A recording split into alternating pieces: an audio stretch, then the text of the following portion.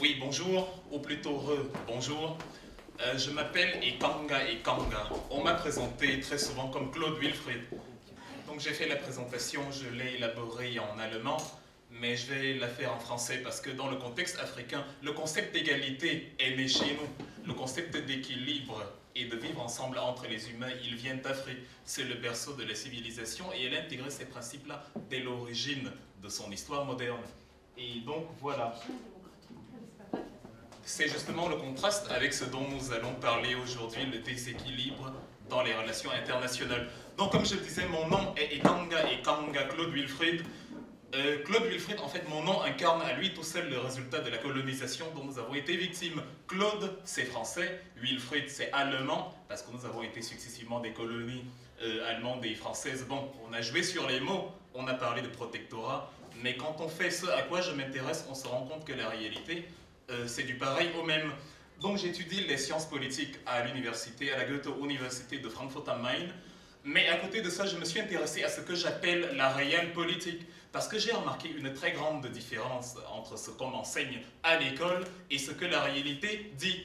C'est ce qui m'a appris à regarder entre les lignes, à voir entre les coulisses et à présenter les choses comme je les vois.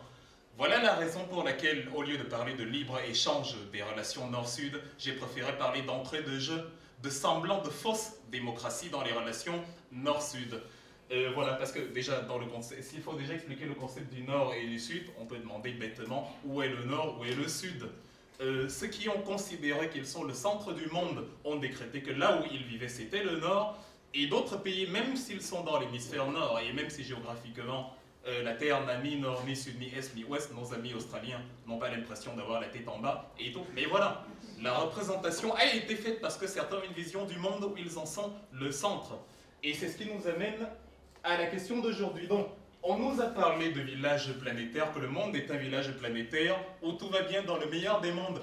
Le problème, c'est que nous, en Afrique, qui avons intégré, qui avaient été les Grund, les fondateurs de ce concept de village, on a toujours eu un chef de village.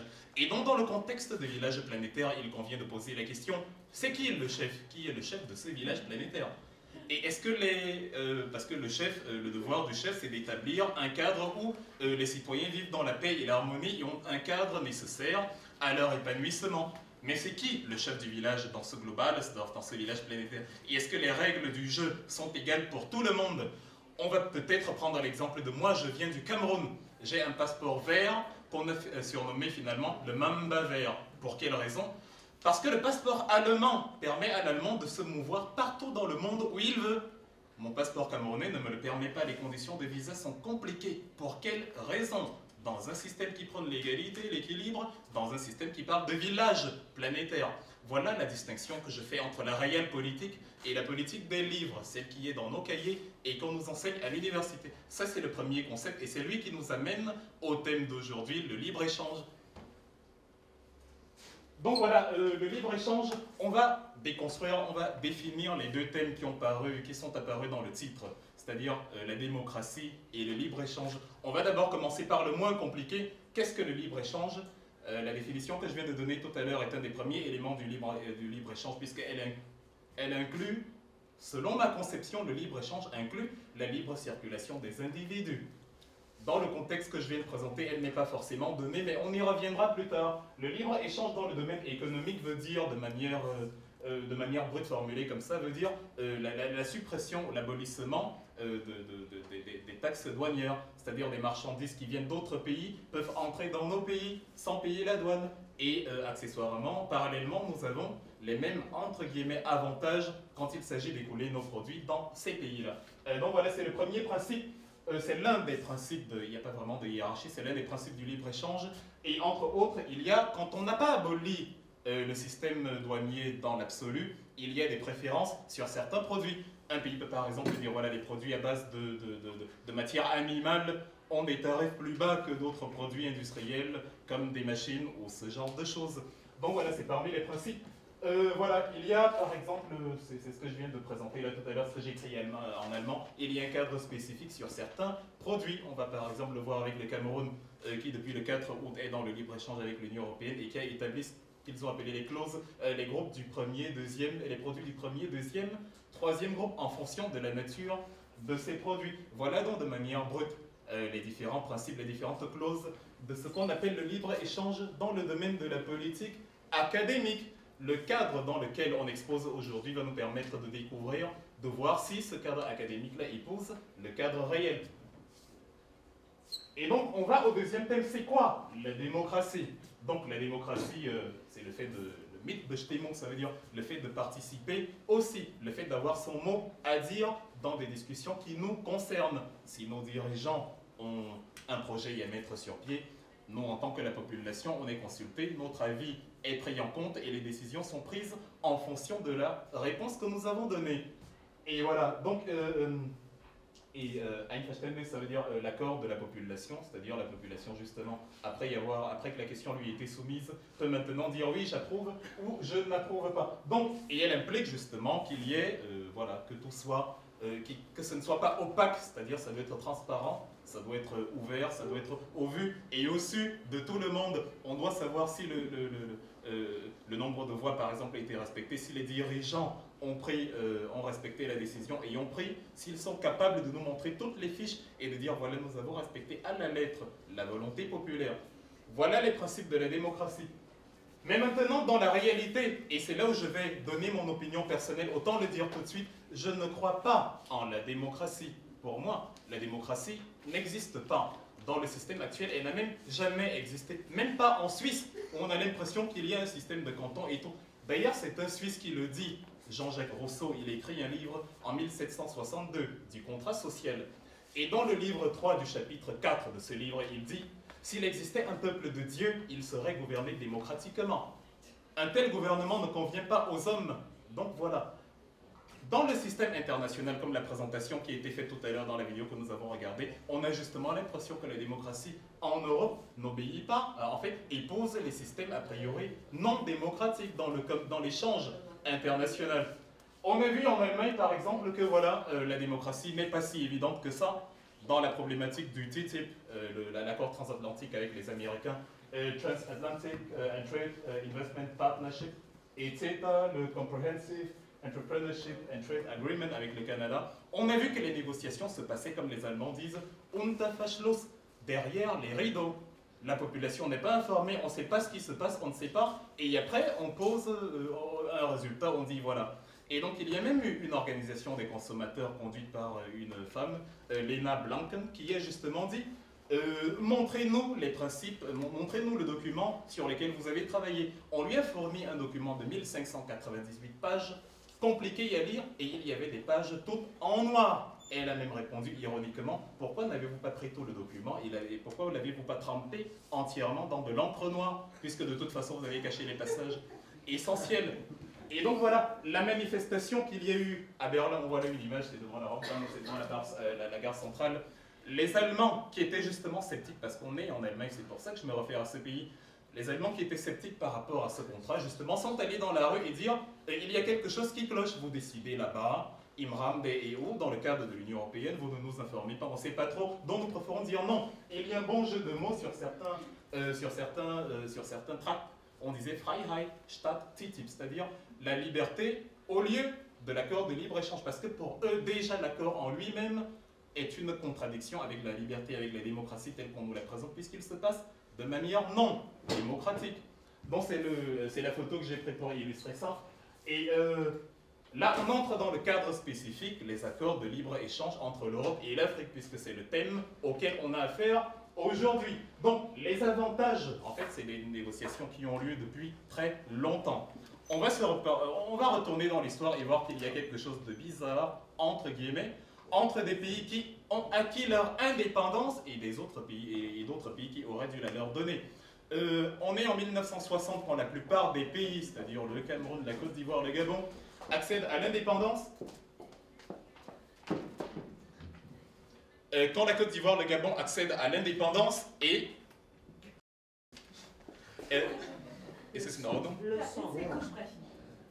Genau. Das Mikro bitte benutzen. Ach so, okay. Das ist nicht zum Anschauen. Nein, ich dachte, das wäre nur wegen der Stimme. Nein, das ist zum Dolmetschen. Ah, einverstanden. Ok, donc Dans les années 60, la plupart des pays africains ont accédé à l'indépendance. Mais il y a quelque chose de très intéressant qu'on constate, c'est que peu avant ces indépendances-là, les anciennes métropoles ont tout mis sur pied pour empêcher ces pays d'entrer à l'indépendance. Ce n'est pas pour rien si le fameux traité de Rome se passe en 1957, peu avant les indépendances, on est le 25 mars. Et donc des clauses sont mises sur pied pour élaborer des accords entre les anciennes colonies et la métropole. Dans le cadre africain, on a en 1963, c'est-à-dire 3 ans après l'indépendance du Cameroun, par exemple, qui a eu lieu le 1er janvier 60, on a ce qu'on appelle les accords de Yaoundé 1, qui sont renouvelés en 69, les accords de Yaoundé 2. Après, c'est les accords de Lomé, il y en a 4, de 1975 à l'année 2000. Et après, on tombe à l'accord de Cotonou. Et après l'accord de Cotonou, les APE. Donc, quand on est un peu vif d'esprit et qu'on utilise sa matière pour analyser les choses, on se rend compte qu'à chaque fois, il y a une tentative, il y a un essai de maintenir le monopole de ce qu'on possédait avant de donner leur indépendance à ces pays-là. Et donc, la justification qu'on nous donne à nous, Africains, dans le cadre de ces accords, c'est que voilà, le marché européen vous est ouvert à 100%, donc vous pouvez, quand vous produisez, vous pouvez vendre et gagner de l'argent. Évidemment, en contrepartie, on nous dit que le marché africain aussi est ouvert aux produits européens. Donc, le consommateur africain a l'avantage qu'il peut acheter des produits européens à bas prix. Et voilà, ça fait que pour ceux qui n'ont pas beaucoup d'argent, ça permet d'alléger le porte-monnaie compte tenu du niveau de vie relativement bas en Afrique. Ça, ce sont les avantages, parce que dans un souci d'objectivité, on se dit il est important de les présenter. Maintenant, on va poursuivre et constater...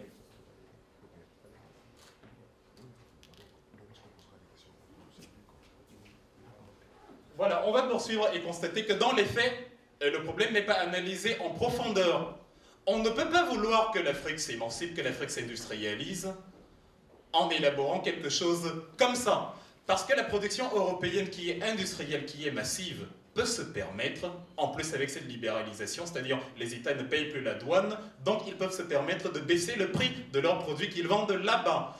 Et comme ils produisent en grande quantité, ça va forcément détourner, parce qu'on dit que c'est très avantageux pour le consommateur, mais on ne pense pas à celui qui produit dans ce pays-là.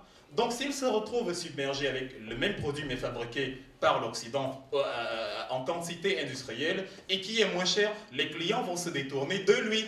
Et tout le monde va aller vers la filiale européenne, étrangère qui s'est implantée là. Et donc, il va perdre son travail, se retrouver au chômage, et c'est lui qui va prendre le bateau pour gagner la Méditerranée et rejoindre l'Europe, qui va ensuite se barricader en rendant les conditions de visa difficiles. C'est ça le cercle vicieux dans lequel l'Afrique tourne actuellement. Et le deuxième principe, voilà, c'est ce qu'on appelle la concurrence déloyale. Ce n'est pas une formulation brute. On va illustrer ça avec quelques exemples concrets plus ou moins récents qu'on a constatés dans le contexte africain ces derniers temps. Donc voilà, c'est une sorte, ce que j'ai écrit le point en bas, c'est une sorte d'étouffement de l'initiative privée. Parce qu'on habitue, on infantilise, c'est le mot que je préfère utiliser dans ce contexte, on habitue les Africains à des rôles de consommateurs. On leur dit que c'est bien que l'autre produise et que nous, on mange. Le problème, c'est qu'après, on devient dépendant de celui-là. On est donc sujet aux embargos quand une décision politique ne plaît pas à celui qui nous donne à manger, parce que la main qui donne est toujours au-dessus et la main qui reçoit est en bas. Donc si une initiative ne plaît pas, on peut nous dire, on va limiter telle chose, vous êtes obligé de faire ça. C'est ce qui s'est passé en Côte d'Ivoire pour les médicaments, parce que Laurent Gbagbo ne prenait il ne suivait pas le lit du fleuve fixé par les organismes internationaux. Et donc, entre autres, ce qui est intéressant avec ces systèmes de partenariat économique, comme on les appelle, moi je dis les partenariats, l'amitié, la solidarité, la fraternité entre pays, c'est une mythologie à laquelle seul l'Africain moyen croit dans sa naïveté. Parce que dans les faits, chaque pays essaye de taper sur le dos de l'autre. On l'a vu avec l'espionnage de la NSA, on a vu avec le survol de l'avion français en Libye, on a vu avec tous les scandales sur les Abkhazes, sur le gaz avec Volkswagen. À chaque fois qu'on se penche dans les coulisses, on se rend compte que chacun se creuse la tête pour savoir comment escroquer mon prétendu ami de la meilleure des façons. Et nous n'épousons pas cette réalité des choses-là et nous croyons au slogan. Donc, c'est un système qui a été employé par exemple à partir du XVIe siècle par les Anglais, qui avaient leur colonie en Amérique, avant la fondation des États-Unis dans le cadre actuel, le système de mercantilisme, où on habituait les colonies à ne produire que la matière première, on les empêchait, on les interdisait même presque de vendre des produits finis sur le territoire, on exportait à mort et on achetait peu, c'est ce qu'on appelait le protectionnisme. Le même système a été ensuite mis par les États-Unis quand ils se sont libérés et qu'ils sont devenus grands à partir de la fin de la guerre de sécession qui a lieu de 1861 à 65. Et le même système a été utilisé par ces puissances impérialistes là contre le Japon. Par exemple, il y a la convention de Kanagawa en 1833 où le général Matthew Perry est arrivé et a imposé des règles de traité inégaux au Japon. Et le même système a été instauré par le Japon contre la Chine lors de la guerre sino-japonaise à partir de 1995, lors du fameux traité de Shimonoseki. On se rend donc compte qu'à chaque fois, c'est un système mesquin de stratégie commerciale qui ne permet qu'enrichir celui qui l'élabore. Et la victime, chaque fois qu'elle acquiert un peu de puissance, qui s'est plaint de ce système-là, l'applique ensuite à l'autre. Il faut se poser des questions. Est-ce que les Européens, est-ce que nous pensons vraiment, nous les Africains, que les Européens et les Occidentaux dans l'absolu ont du mal à dormir parce qu'ils se préoccupent du bien-être des Africains, qu'ils se privent de sommeil parce qu'il n'y a pas de démocratie en Afrique, ou ce genre de choses. C'est un concept naïf qui n'épouse en rien la réelle politique, mais c'est un cadre fixé qui met tout le monde dans une bulle, aussi bien la population européenne que la population africaine, et qui ne profite qu'à ceux qui sont en haut, et qui dirige, et accessoirement un peu plus à la population occidentale qu'à la nôtre. Et donc, voilà, c'est ça qui conduit à ce système-là. On produit beaucoup, on exporte là-bas à bas prix, et ceux qui sont là-bas perdent leur boulot, et après on crée des ONG qui vont lutter contre la corruption, la pauvreté et tout. On ne va jamais au fond des choses. C'est pour ça que l'histoire de l'Afrique est une boucle. C'est pour ça que les mêmes choses se répètent chaque décennie, parce que les mêmes causes produisant les mêmes effets, la même stratégie conduit aux mêmes résultats, d'où la pauvreté africaine ambiante. Il faut se le dire, l'Afrique pré-coloniale dans l'absolu ne présentait pas un niveau économique aussi délabré que maintenant, bien au contraire.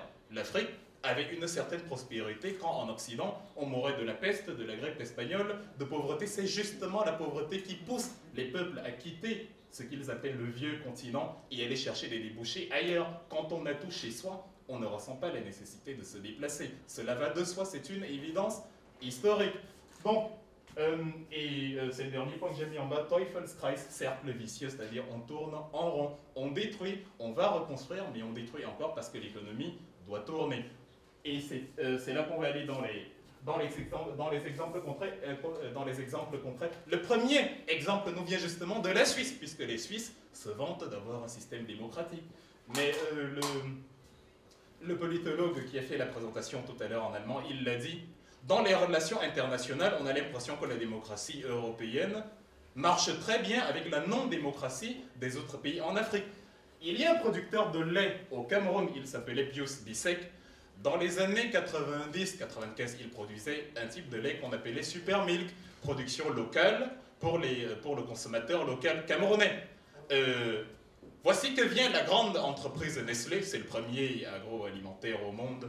Depuis qu'il a été créé en 1866 par Henri Nestlé, il s'est agrandi. Au rythme des fusions, il est devenu un géant de l'agroalimentaire.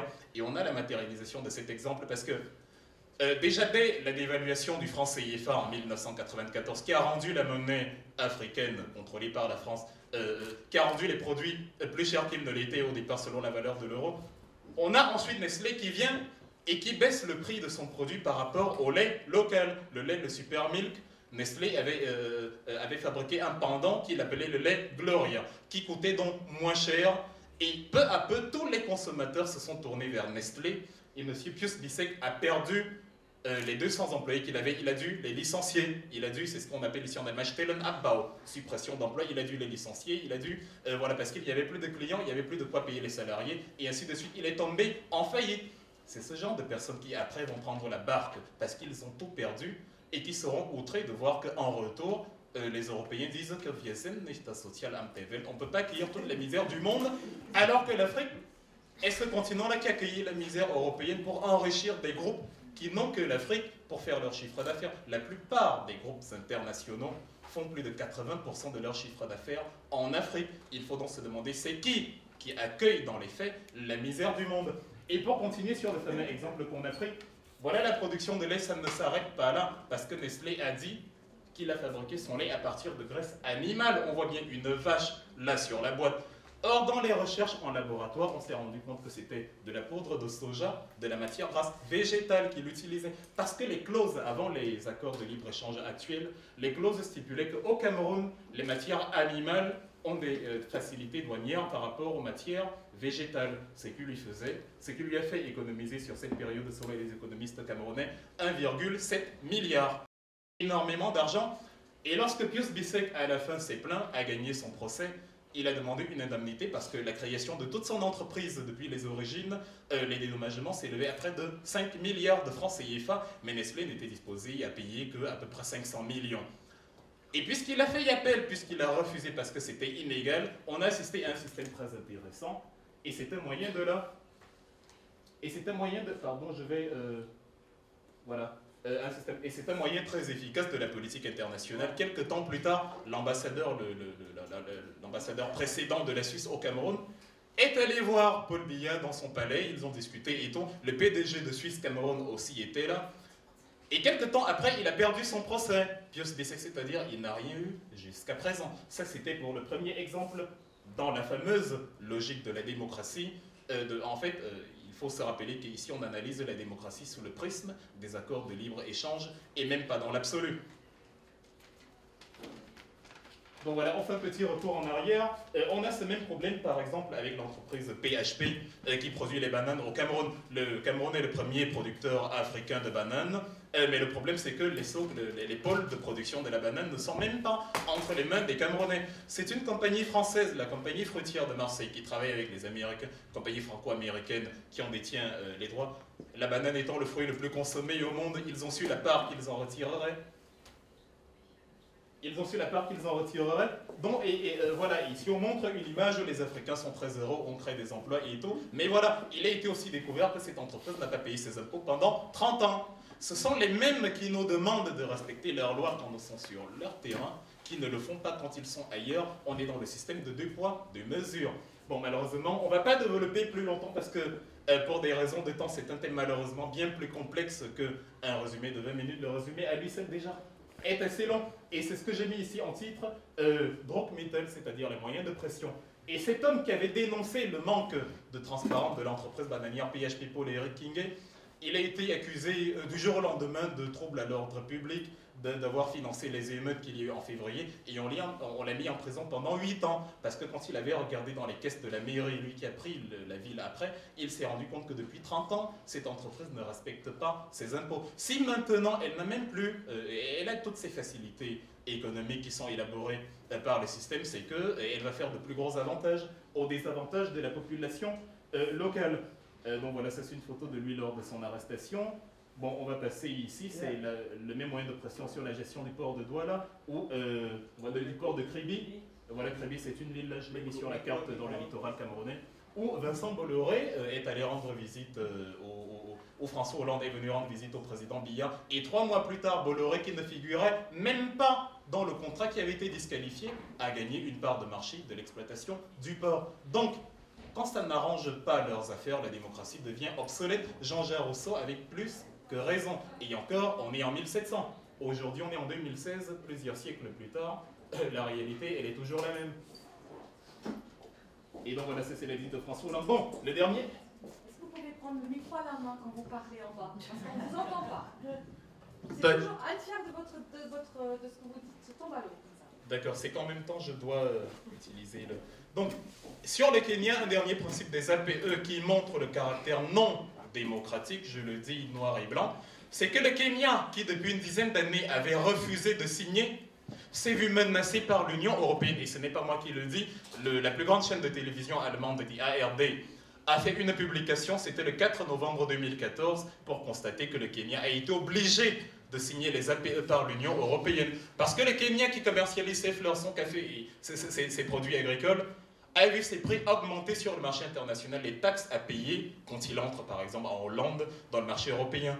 Donc il y a eu des pertes d'emplois et le Kenya s'est retrouvé pour retrouver un semblant d'économie de s'arrimer aux APE, là, parce qu'on fixait des ultimatums, il y en a eu plusieurs, il y a eu un ballet diplomatique, Laurent Fabius, François Hollande, tout le monde était en Afrique. À ce moment-là, on ne dit pas il y a trop d'immigrés économiques. Bref, c'est voilà, c'est un système très complexe à analyser qu'on ne pourra pas boucler ici. Mais voilà ce qui s'est passé dans le cas du Kenya, et maintenant, le Kenya a imposé ce système-là, alors que le président Uhuru Kenyatta ne voulait pas.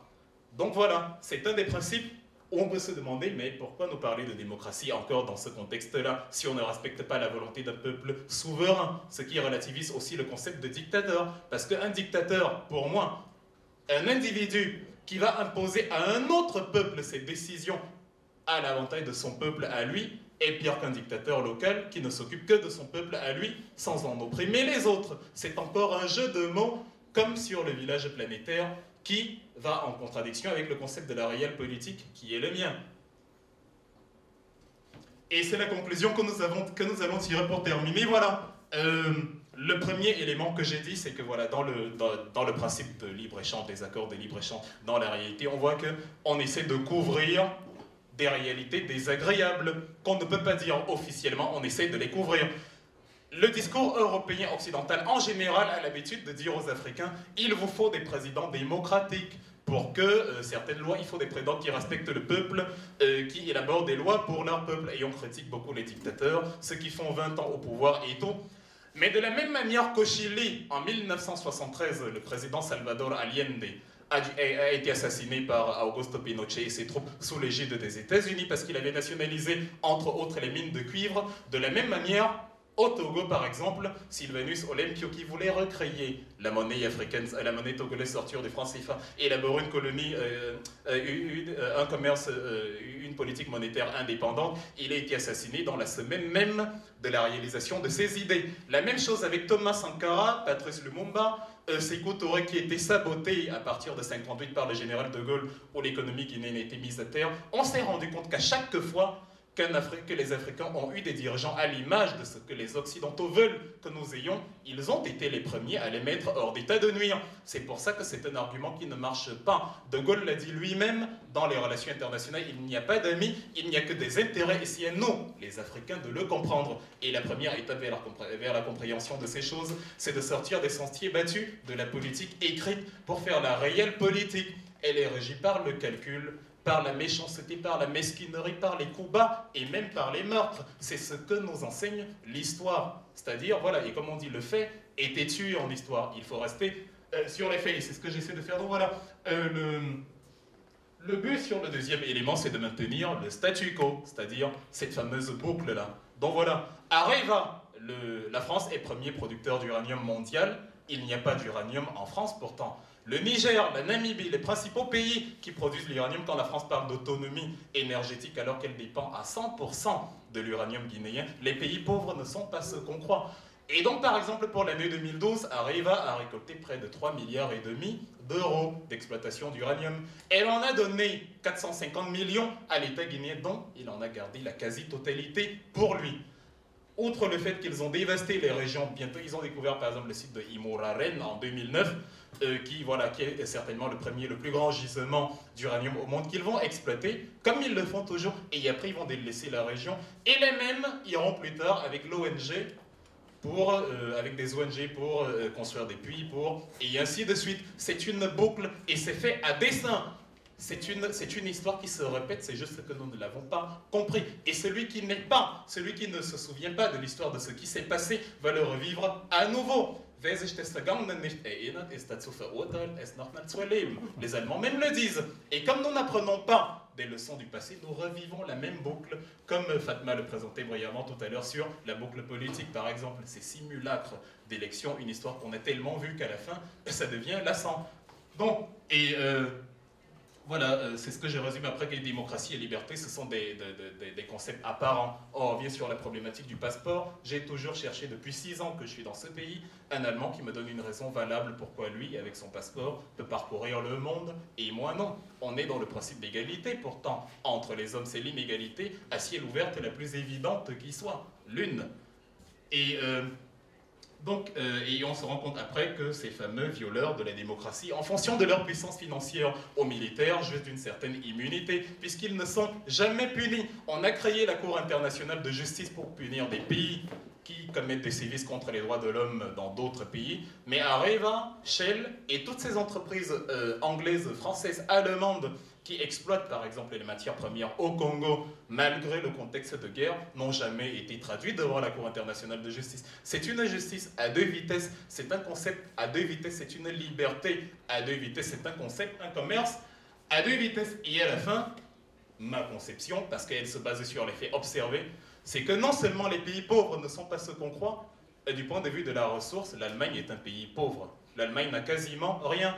L'aluminium qui fait la coque du ICE vient de la bauxite guinéenne, par exemple. Le bois qui fait certains sièges, comme celui de cette table, ne vient pas d'ici. Et même quand on entre dans un supermarché, 90% des fruits, il n'y a pas la moindre plantation de ces fruits-là. En Allemagne, ce sont des pays qui, à presque 100%, dépendent de ce qui est produit par la nature ailleurs. Et c'est le rééquilibrage de ces choses-là qui nous permettra à nous, Africains, de comprendre ce qu'est vraiment le libre-échange, parce que c'est le progrès économique et l'autonomie économique qui nous fera nous faire respecter à travers le monde. C'est parce que nous sommes pauvres que nos voix ne comptent pas.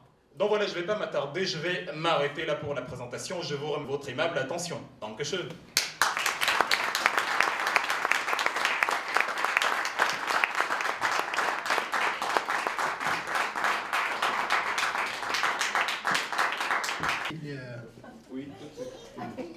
Je me représente, je suis en Drittachum de la Gesellschaft für afrikanische Philosophie.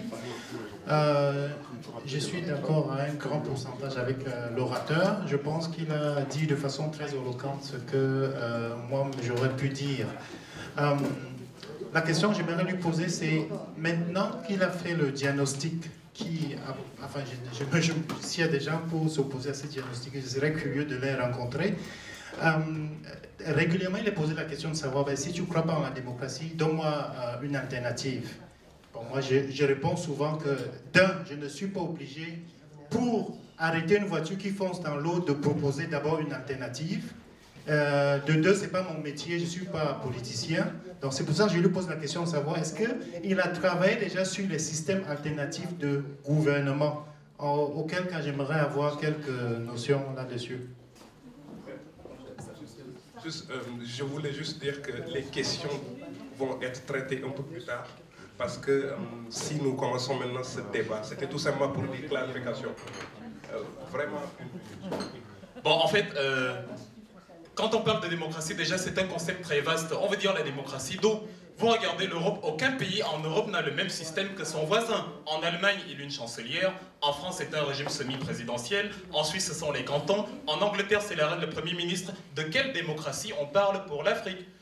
Il y a des concepts qui en Allemagne ont cours mais qui n'ont pas cours aux États-Unis. La chancelière ici peut se représenter à vie, mais vous constatez qu'en Afrique, quand un président fait la même chose, il est traité d'antidémocratique. Parce que l'Afrique ne s'est contentée que de copier le système de leur colonie. Donc c'est clair que j'épouse déjà avec toi la vision qu'il faut en sortir. Et le deuxième, c'est que est-ce que déjà dans l'absolu, la démocratie est un système qui sied à l'Afrique? Nous avons été colonisés par des puissances qui avaient leur système de gouvernement, et de facto, ils ont décrété que leur système de gouvernement est le meilleur.